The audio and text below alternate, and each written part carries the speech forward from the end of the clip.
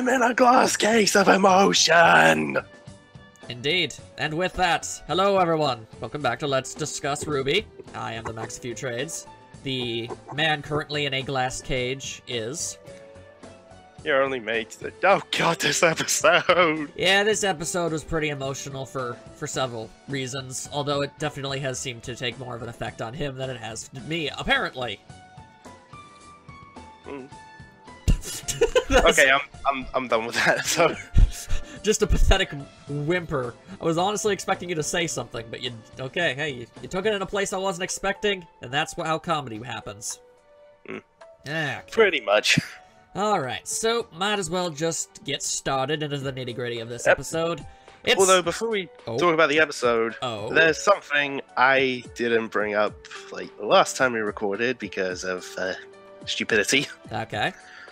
In a previous episode, we were talking about Team RWBY's heights, Yee. and I said I got a fan book to list them off. Yee. I did not read them out. You did not.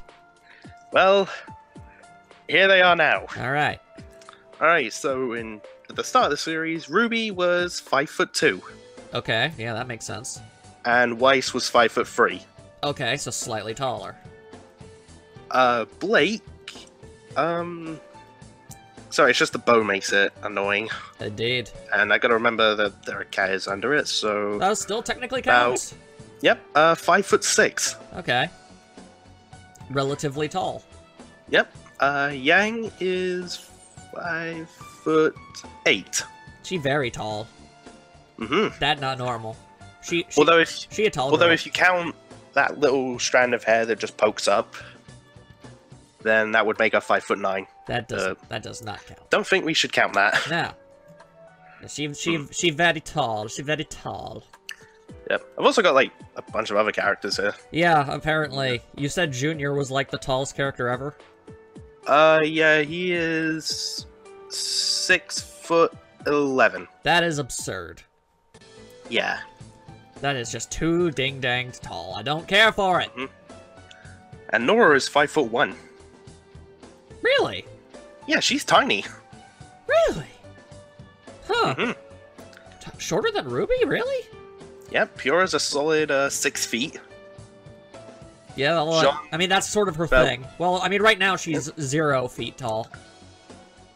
Oh. I made myself sad. Why are you gonna go and do that? I don't know. Comedy is the only way to make it through tragedy. Yeah, I suppose. That's why they came up with those mask things. Hmm. Comedy and tragedy, they're two sides of the same coin. Alright, so is that all you had to say about the heights? Yeah, pretty much. We were just talking about Team RWBY, and I just mentioned a couple other characters for no reason. Yeah, that's fine. Alright, so the episode begins, and RWBY is all introspective about stuff. She sees 4 birds flying above her, and that's totally not symbolic of anything.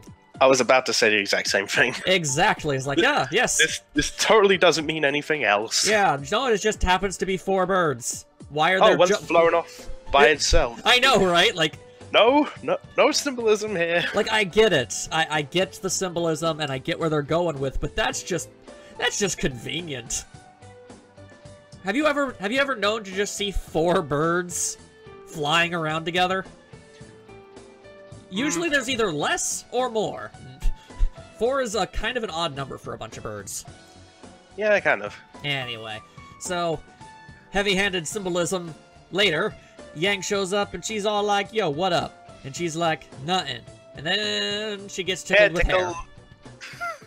Just because it's that long. And it's adorable. Yeah. It's just nice to see them be sisterly again, you know? Yeah, and they both can't sleep. And very conveniently, Weiss shows up with a tray with 3 coffee mugs. She was always there. She knew ahead of time, because Weiss is the smartest. Weiss can see the future. She can. She can see the future. Sorry. No, go ahead, reference it. Sorry, whenever I ever hear something along those lines, that's immediately what I think of. Actually, I kind of referenced that very scene in my first RWBY crack. It was, Mercury, like, as Bardock saying, oh, sweet crap, not again. And he sees Goku go, Kaioken! And he's like, Kaio what? And Yang, like, finishes him off in the tournament. That's pretty cool. Anyway, so Weiss manages to, it's minor little nitpicks, and I don't actually care, but I just feel like it's kind of important to bring up the fact that she kind of just showed up carrying those things in heels, and you didn't hear her show up. So I guess not. Unless she was really trying to be stealthy about it, but I don't know why she would. Yeah. And of course, he remembered to put cream and a lot of sugar in rubies. She will pour it on her head, and that was funny. And it will burn. It will burn. But I still like the callback to Volume 1. Yeah, no, that's a good callback. That's the kind you want to see. So then, they all sit down, and they're just reminiscing about stuff, and Yang is all like, yep, look at it. No, hang on. Yang is all like, yep, look at this full team that's reassembled. Nobody missing. Ha ha. Really? Like I'm not going through enough right now? I know, right? So, despite Mate's own, best wishes, it went exactly the way I expected it would. Actually, I did think it would go that way. You just didn't want to believe. Yeah, I didn't want to believe it would, and I just, Blake, Yang is still extraordinarily bitter about Blake, as you would have expected of any sensible, mentality. Oh yeah, I don't blame her for it. Yeah, exactly. Weiss and Ruby are like... But at the same time, because I know of what's going on with Blake, it's like... Yeah. Oh... Although, to be fair, she didn't have... Don't be sad, be together and be happy. She had no intention of bringing her up. It was Weiss and Ruby that really sort of brought that up. It was like, oh, I miss Blake. And Yang's all like, I don't. It's funny to me. And then when they told her to calm down, Yang's eyes turned red, like, don't tell me to calm down. Yeah, I feel like it's nice that Yang is able to, laugh and, joke around again. But... man, her temper does not seem to have actually improved in any way. If anything, she seems more volatile now than ever. To be fair, though, wouldn't you in that situation? Well, yeah, I know. It's just her anger has always been her biggest flaw. In a way. I mean, it makes her rash, and it makes her, do dumb things, and it usually doesn't end well. Sometimes getting angry has helped, but then... two other times, I was about to say, it usually doesn't end well for the people that are trying to fight her. Yeah, I know, but then what if it doesn't work? And it didn't work? She needs to calm her face. She has to calm down, yo. Anyway, so, Blake and Ruby just keep trying to, broach the topic. Wait, when did Blake show up? I met Weiss, shut up. Why do you have to do this? If I didn't, someone in the comments would have. Yeah, whatever. The point is, they're talking about Blake, and Yang's all like, I ain't got time for this, and she just kind of storms off. And then speaking of Blake... Oh, well, no, we don't go to Blake yet. Sorry. Oh, wait, no, we do go to Blake for a little bit. Yeah. I forgot. She's just standing around, being Blake, brooding as she does. Apparently they're going to go and try and recruit people in the Nocturnal section, which I did not even realize would be a thing, but that's funny to me. Me neither. But it makes sense. Like, oh yeah, I guess there would be Nocturnal faunus, wouldn't there? Yeah, I mean, we know there are aquatic faunus. Well, yeah. So it's like, it makes sense. It's just something I've never thought about.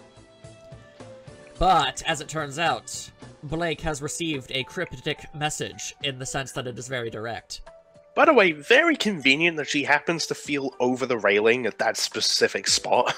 Yeah. At first I thought it was like she already had read it, but then why would it be still stuck there? And this sets everything...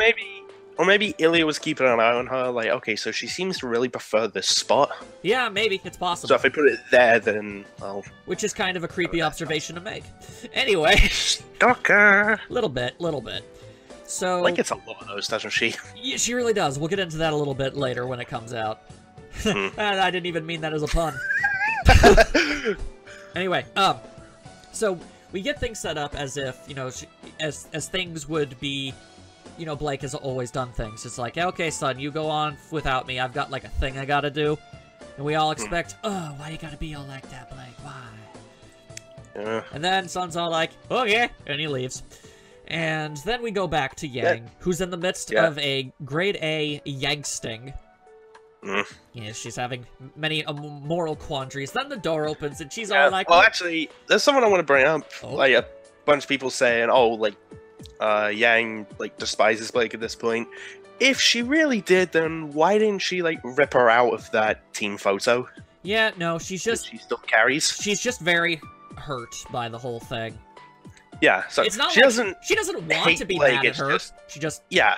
It's just, you know, she has to be, because obviously. And before anyone tries to say, oh, well, like, she could in other ways, like ripping out Ruby and Weiss. No, Blake's on the end. Yeah, she is on the end. So she could have done it, but which is odd, because that's not the proper... That's not the proper, standing order for them. Wait, oh, Ruby and Weiss in the standing order? Yeah, isn't the picture Ruby, Weiss, Yang, and then Blake? I'm gonna go and find that. Yeah, go check that out. Either way, Yang is just feeling bad for herself, as she's really gotten good at lately. And then the door opens. Oh, wouldn't you as well? Yes, and the door opens. And she's all like, Ruby, get the ever-loving hell out of here. I ain't got time for you or your face. But it isn't Ruby. A wild Weiss has appeared. Okay. Close enough. Anyway. Yang is rather confused by this, as I couldn't have it spot on, otherwise we could get flagged for copyright, and we don't want that. That's not how that works. I know, but just... Either way, yeah. Yang is confused by Weiss's sudden arrival, as I imagine most people would be. Okay, sorry to interrupt again, but yeah, it's Ruby, Weiss, Yang, Blake. Exactly, that's not the proper standing order. Which means they altered it to... Like, they were standing in the wrong order, so it would have made perfect sense to remove her from the photo. But she still didn't? It's crazy. Insanity. Weiss, admittedly, at first, doesn't really seem to say much. She just kind of, you know, saunters over and sits down. It's like, I want to hear all about this.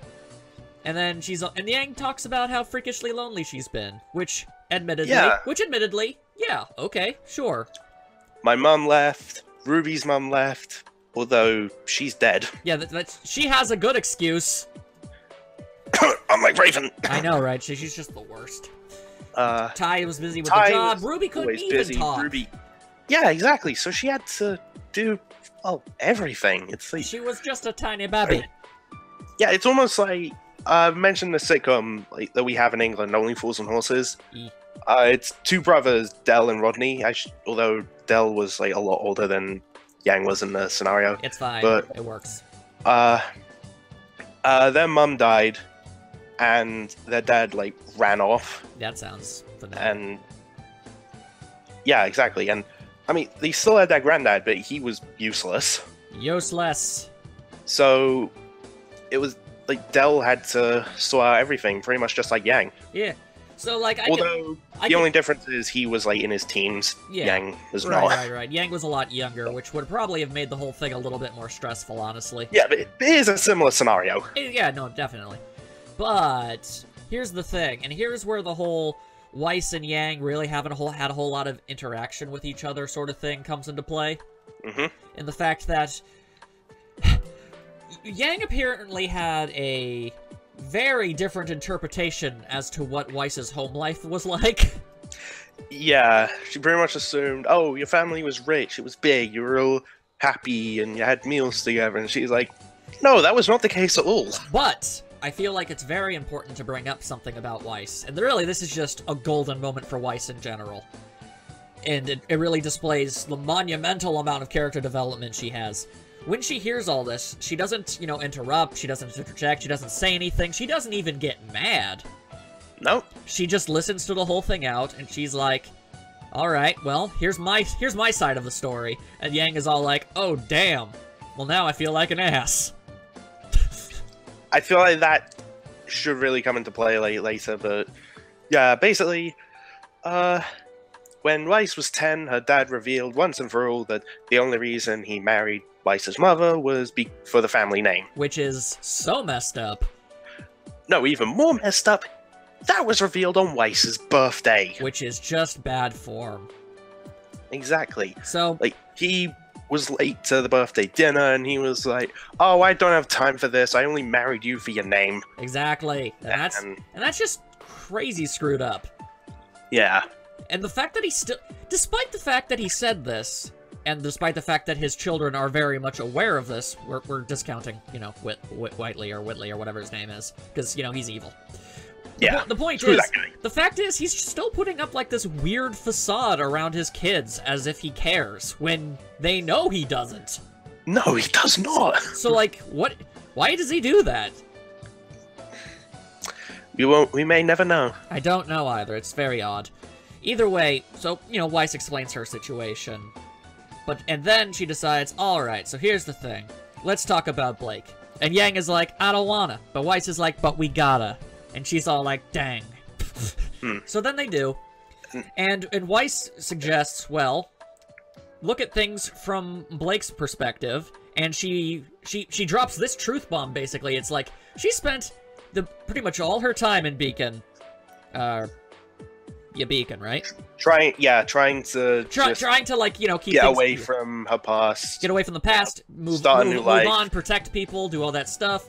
And Yeah, then she put up walls to, like, pretty much just protect everyone she cared about from her past. And then they came crashing down on top of her, and the one thing that she feared would happen did happen. The universe proved her entirely right, which, when you hear it out like that, when you think about it like that, honestly, Blake's reaction makes a lot more sense. Exactly. Because it's like, oh, okay, fine, I'll finally let my guard down, everything's gonna be fine, and then, like, that thing I think that's gonna happen is never gonna happen. Then it happened. The instant, really, pretty much the instant she let her guard down. Adam showed up and was an asshole. Exactly. It's like, that's the one thing she didn't want to have happen, and it just did, and that's just messed up. So, yeah, in that sense, I actually have, like, a better understanding of Blake's perspective now, I think. All thanks to Weiss. Exactly. This is all coming from Weiss. Can I actually bring this up just from this scene? Yeah, go Weiss, for it. I love you. Yeah, she is the best character. Everyone was all like, ugh, why do you think Weiss is the best character? She the worst. And I'm like, nah. And now all of that has been justified.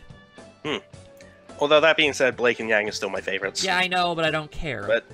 But I do love Weiss. As you should, because she is the best. Either way, she basically also flat out states that she considers everybody in Team RWBY to be family, much more so than her brother or father. Which is huge! Yeah, I mean, I would too. I mean, she never said it to her, you know, me too, but she didn't say it to, you know, either of the other, you know, her brother or her father's face. But the fact that she's able to just outwardly say that sort of thing is kind of amazing. And you gotta remember, man, like, think back to Weiss in Volume 1. Yeah, it was just... night and day. Yeah. Like, holy hell, she is an entirely different person, but at the same time, she's still Weiss. You know, she's still all snarky and whatnot. That's why I liked that coffee scene, because, like, I will pour this on your head.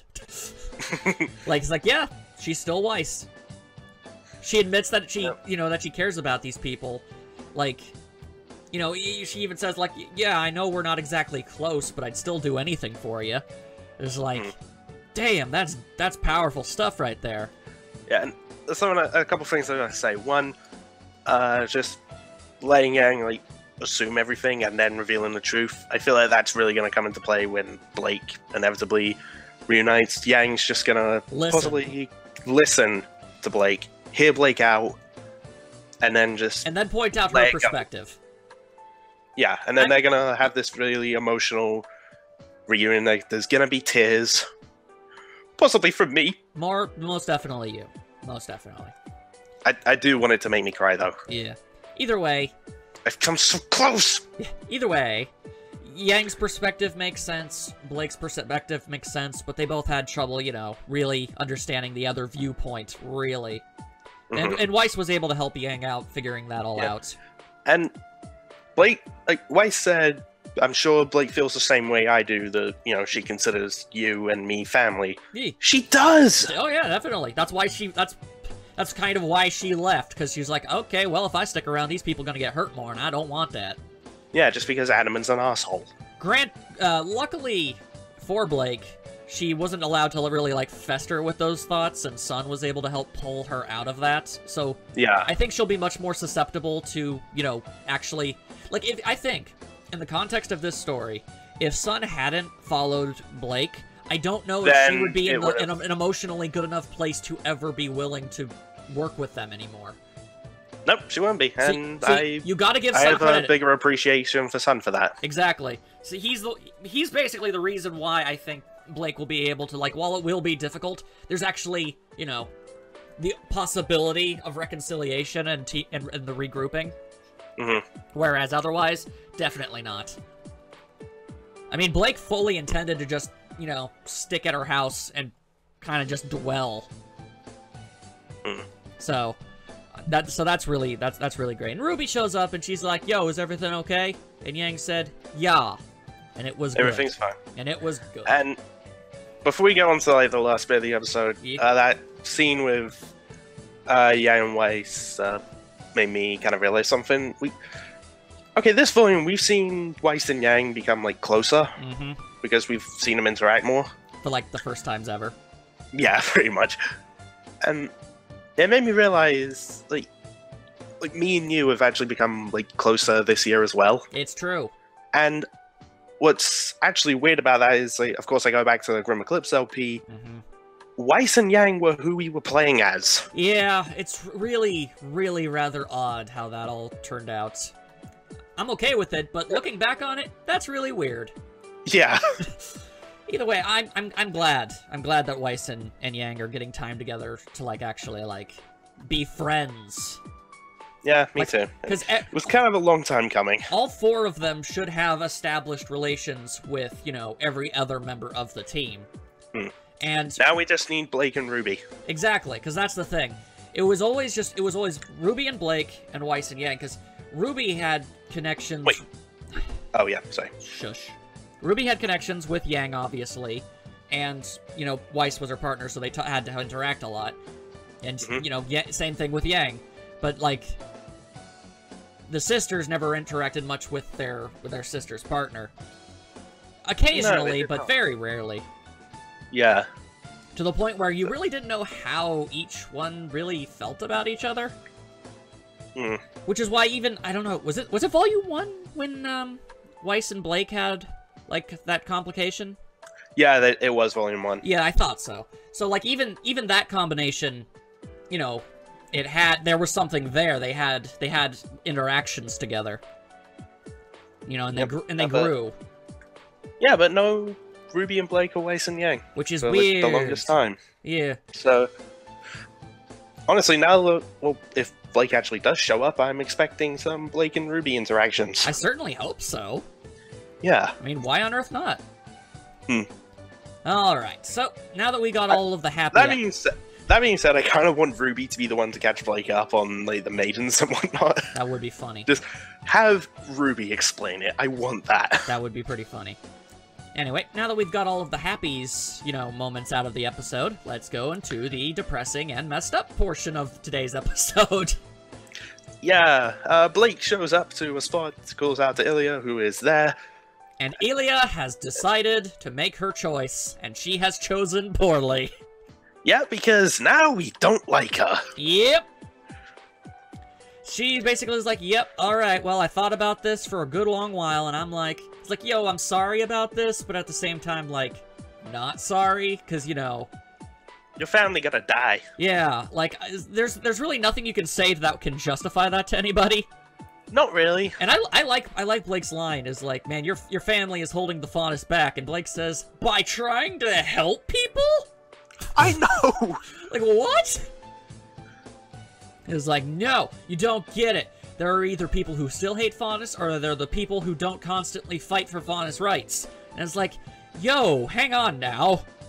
World ain't so black and white. They're, like, you're seriously over... Like, I'm not trying to downplay, you know, the Faunus' plight. I get it. But at the same time, it's not that bad. I mean, the way she's self-justifying it to herself makes it seem like, yeah, there aren't anybody other than Faunus that care about Faunus. They either hate us or ignore us. Is not true, and actually, I'm not sure if I mentioned this in one of these recordings, but I've got this, like, Ruby OC that I've had in my head for a long time, and the whole, like Faunus thing is actually something that goes into his character, because I decided to write in that his dad was human and his mother was Faunus. Uh-oh. And a big thing is, like, when people say, oh, like, humans just hate the Faunus, like, this equality thing that people want. It's never gonna happen. He's just like, Bruh. then how do I exist? Exactly. That's smart. And then, as they continue to have their little conversation, once again, Hila says, yeah, you know, okay, sorry. And then Batman swoops from the shadows and Goomba stomps Blake. And then suddenly, a Spider-Girl shows up and shoots web out of her hand. Yep, Batman, Spider-Man. Very weird coinky-dink. Yeah, the same week that came out, we had a death battle between Batman Beyond and Spider-Man 2099. It's weird, man. Who also has organic webbing like the Spider Faunus does. Like the weird little Spider Faunus lady. Anyway, Yeah. very briefly, I'd like to point out that somebody jumping onto the base of your spine, like what happened to Blake, would hurt really badly. Yeah, I can imagine. Like, I don't know if you... Like, when it happens and she, like, falls to the ground and she's, like, panting in pain, like, that could paralyze people. Yeah, but not Blake. No, yeah, she was actually able to pull it together pretty well, all things considered. But Yeah. then she gets all Blake webbed can- up. Yeah, Blake can survive something that should paralyze you and survive impalement. Yeah, she's surprisingly durable. Yeah. Unless those were 2 of her 9 lives.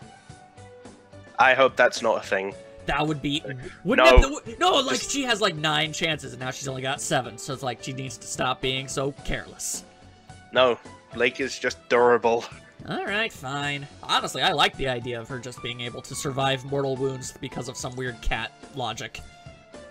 I kind of don't like that because it makes me think, oh, if it happens this many more times, no. Oh, they're not gonna kill off Blake. That'd be stupid. I know, and I've got the same thing with like another series I watch and read, Attack on Titan. I'm not sure if I really want to get into this because it's a spoiler for the manga. Yeah, so don't. And it's gonna take a while before the anime gets there. Yeah.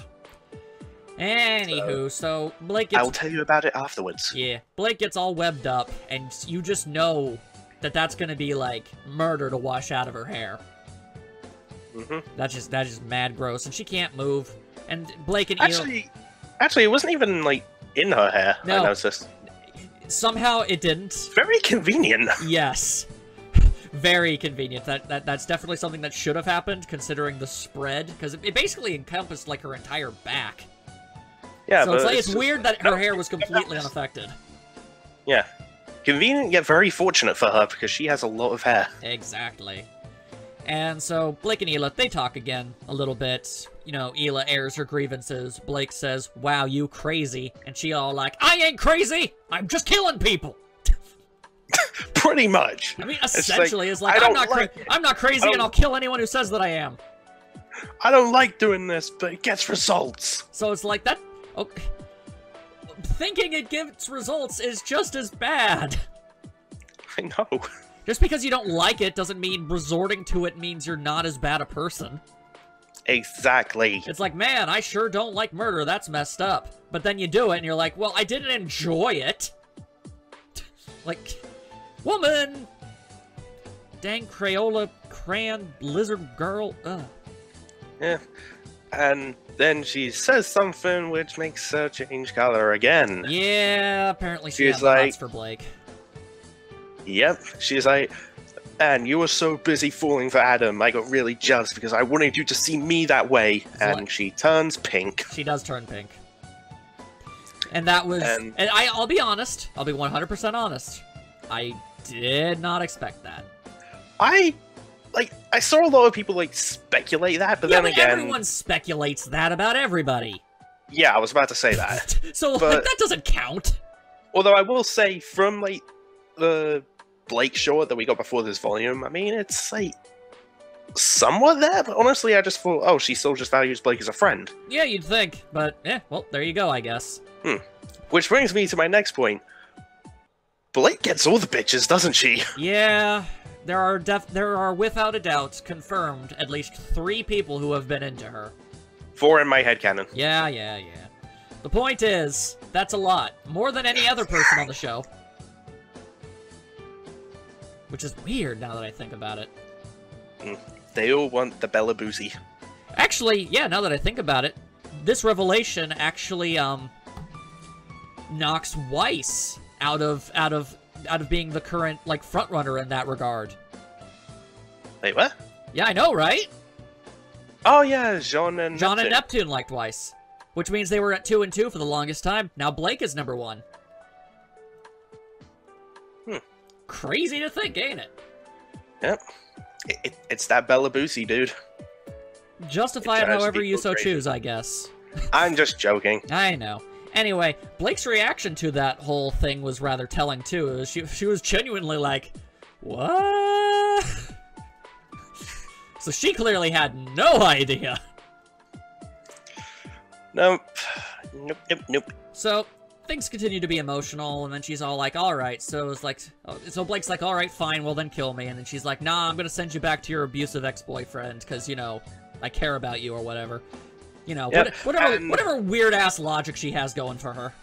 And to put the icing on the cake, I'm gonna kill your family. And she's all like, and Blake's all like, no, don't do that. And she's like, too bad, I'm doing it, come on, Batman. And so those two ran off to go murder some parents. And then Blake reveals her secret plan. No! Sun was always there. Blake was intentionally being set up in order to gain information. Very smart, Blake. It was. She actually let Sun in on everything and had him be back up. Which is really good, because if she didn't, she would be completely doomed. And I feel like that's got to apply to Team RWBY, like, when they reunite. Oh, absolutely. So, Suns manages to, you know, to fight off Spider Lady, but then Blake, inexplicably no longer covered in web, manages to just break her in the face.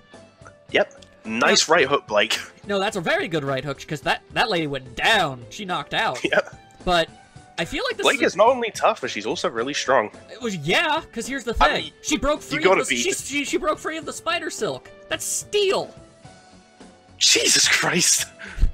I don't know if they intended. I didn't even think about that. Yeah, proportionately, assuming it's exactly as organic as normal spider silk, she just, like, bust through steel binds. Jeez. And she's supposed to be, like, one of the more fragile speedster-type characters. That's why her entire, like, thing is about evading and defense.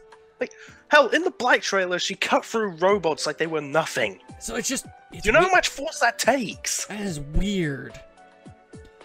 Anyway, so Sun's Blake is, very, very, very strong. Yeah, so Sun is all like, alright, well, so thanks for, you know, including me on that. Are you doing okay? And she's all like, nah, Parent's probably gonna die. Yeah, so you then call the run police, off. I will call my mom. Let's go. And she starts calling her mother, and the attack is already in process. Actually, before we get to that, can I just point out something on, like, her mother's scroll? Yeah, sure. Blake's picture. It's the Volume 4 promo. Of course it is. I like that. Of course. It's a very recent photo. Anyway. Although, wouldn't it make more sense for it to be the Volume 5 promo? Yeah, probably, but at the same time, shut up. Yeah, I mean, whatever. Either or. So, Blake's parents are currently in a bit of a problem. Although, at the exact same time, despite that fact, they are both being phenomenally badass. Yep. It's like, Blake's mom is is hiding behind a table, a guard dies, and she just grabs the gun. She doesn't die. He takes a hit in the shoulder, and he's like... He's probably dead. He could still be alive, he's just injured. He's probably dead. If he's not dead, yeah, he's gonna die, like... Probably dead. Next time we go there. Well, the guard who, like, gets shot near Blake's dad, like... yeah, he's definitely dead. He dead. And Blake's dad's all like, okay... Now I'm gonna get real cranky, and then he gets real cranky. Yep, he's got claws. He takes his cape thingy off.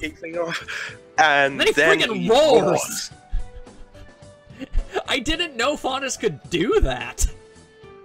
I mean, we already saw one person with like claws for nails, Tuscan. Yeah, but in Volume 2. True, but it didn't freaking roar. He. I did say he. No, you said it. Alright, whatever. Point is, I didn't know Faunus could do that, and it was cool. Now, here's the golden question. You think either of them are gonna die? I really don't want them to. Okay, here's the thing. I know you don't want them to die, but do you think they will? I'm afraid to answer that. Well, I mean, what is your general thought? Like, what do you think that the writers would do? Personally, I'll just let you know. I don't think they're gonna die. I don't think either of them are going to die. I mean, the way it's set up, I mean, we've just seen that they can fight. They can. Like, so unless they're deliberately trying to just make, like, a hope spot, like I find it... Blake's mom probably is in a worse situation. She has the gun and she's fighting and stuff, but, you know, I feel like, you know, pound for pound, she has the you know, the more perilous situation right now. Yeah. Meanwhile, Blake's dad is kneeing a guy in the stomach, grabbing his head and slamming him into the ground. Like, I cannot stress how freaking awesome that is. Like, holy hell, he was just throwing people around like they were nothing. I know. It was insane. Yep. But I freaking loved it. It was great and amazing. Oh, by the way, since we brought up that death battle, can I bring up something funny I mentioned to a couple friends? Yeah, sure.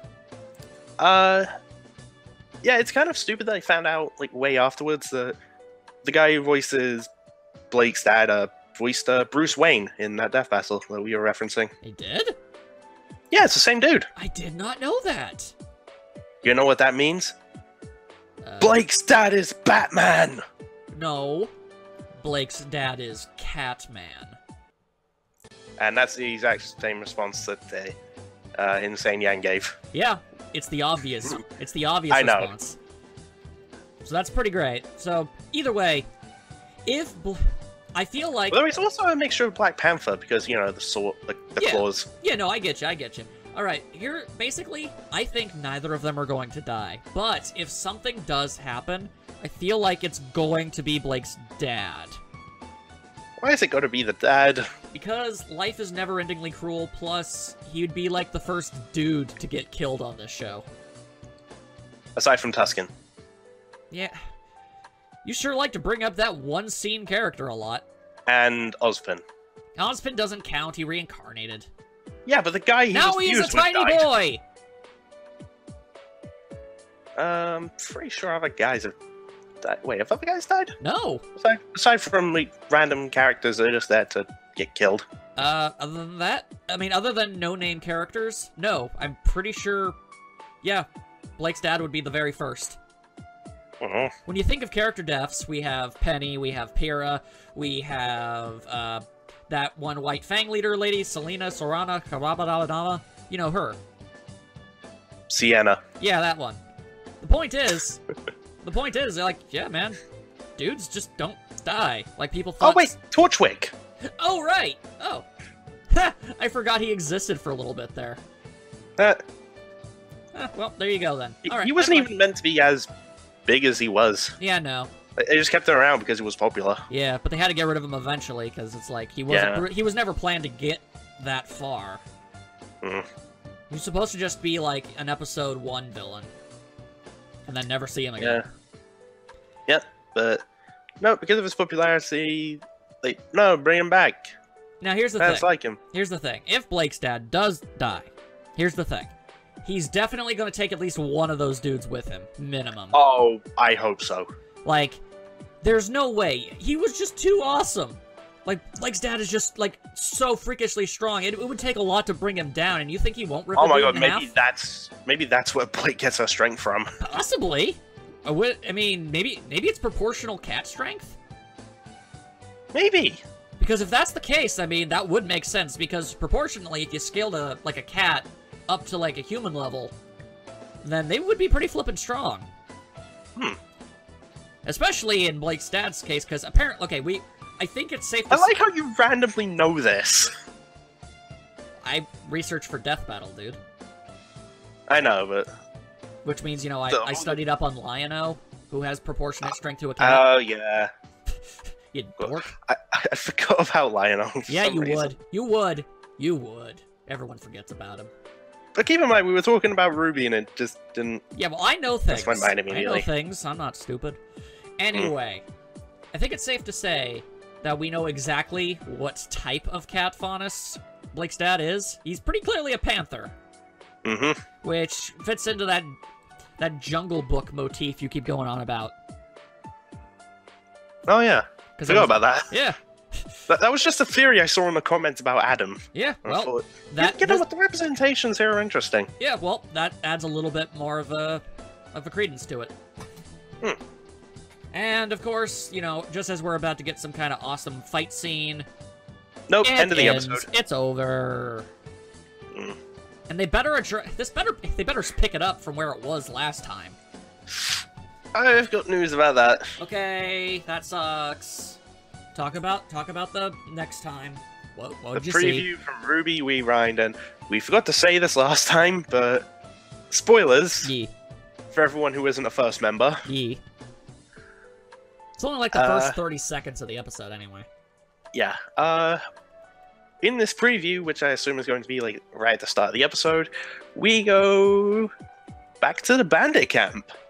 Really? And Raven is like sharpening her sword, and that's when I forget her name. It's confirmed / not confirmed. Spring Maiden. Spring Maiden shows up and is like, Raven, Salem has found us. And she's like, uh-oh. It's like, oh no, and then Raven's all like, oh no, my non-existent plan has failed me. Now what? But holy Spring hell. Maiden tells her 4 of her followers are here, like, asking for you. Holy hell! Like, I can't believe I just realized this. What? It is so lucky that Yang and Weiss left. Oh yeah. I didn't even realize that when they showed up at the bandit camp. I was like, holy hell! If they had stayed, are you kidding me?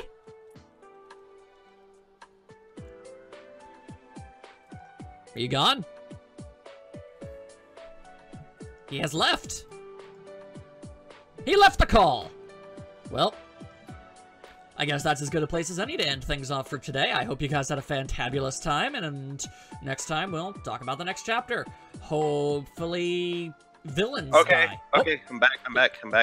All right. That was I weird. don't know what happened. For some reason, my laptop just decided to close my web browser. That was weird. Yeah, I'm convinced my laptop is sentient and likes to troll me. Yeah, I was giving like the ending thing. I was about to like stop the recording. Okay, good thing I came back. Yeah, well, basically, I mean, there's not a whole lot more to talk about. Basically, the thing is, hopefully... I mean, there's a couple more lines in the rest of the preview. Oh, all right. Well, what up? Yeah, Raven says, well, we planned for this. No, you didn't. Get my helmet. The helmet of the helmet of power. Hmm. The helmet. The helmet will save everything. And this raises a question for me. Like, do you think Raven will be smart enough to, if it comes down to this, retreat by opening a portal to Crow or Yang? I feel like that would be a bad idea, because what's stopping them from following her? Those portals seem to have, like, a weird, like, time thing.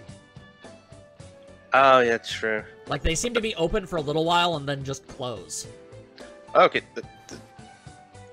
Okay, I got a pop-up from my laptop saying it will restart. Alright, well, then that's the end of the episode. I hope everyone had a fantastic time. We'll see you all next time. I stopped it. Oh. Because I can still talk. Woman, please. Okay, that was random. That's the second time I've tried to end the video. Yeah, you're very eager to end things, Max. Jeez. Yeah, well, to be fair, I assume computer troubles are a good reason to stop. Nah, it's just my laptop deciding to have a laugh. Alright, well, that being said, anything else you have to say, other than I hope the fact that in the next episode we see at least one villainous character die? For just randomness, please let it be Adam. But he's not there. I don't care, I want Adam to die. Also, why does Raven have, like, a White Fang helmet? Is it really a White Fang helmet? It looks just like it. I mean, it more, like, resembles the Grim than the White Fang mask does. I guess. It's just the first time I saw her and I saw the helmet, that's like... Yeah, I immediately thought, okay, this chick is evil. Well, yeah. So I just kind of assumed... I don't know. I guess the Grim and White Fang just have similar aesthetics. That's just a coinky-dink. Or is it? Yeah. Maybe the Grim are White Fang. Dun dun dun. I don't know how that would work. It wouldn't, but anyway. Anything else? That's pretty much it for the preview, so that's gonna go down. And I have something random to bring up based on something we talked about in one of the previous discussions. Alright, what up? We talked about Nora picking up Thor's hammer. Oh, yeah. And I posted a poll on Twitter asking, who on Team RWBY do you think would most likely be worthy? Of the Mjolnir. Yep. And I decided to organize them in, at the bottom is not worthy, then it's probably not worthy, probably worthy, and then worthy. Alright, go for it. At the very bottom, with the least votes and not worthy, is Blake. Yep, she is very unworthy. Yeah, it hurts me to say it just because, like, Blake is one of my favorites, but I know, like, sorry, but you're not going to be worthy of that hammer. You ain't worthy of none. And probably not worthy in third place is Weiss. Yeah, well, that's just because nobody ever votes for her for anything. Well, then, I mean, like, other people are more likely to be worthy. Yeah. Sorry. And second place. In second place, you know, probably worthy is Yang. Really? So RWBY won? Yeah, RWBY is worthy to wield Mjolnir. As determined by random people on Twitter. Pretty much, and I want to see RWBY pick up Thor's hammer and gain a Thor-like outfit. That would be funny. She already has the red cape. She does. So, alright then. You know, just give her everything. So It'd be funny. I guess we're ending things off with RWBY holding Mjolnir. Pretty much. Huzzah. Alright. What a way to end it, though. Yeah, so that's everything you had to say? Pretty much. Alright, so I'm not prematurely trying to end the video this time? Nope. Okay, bye! Bye.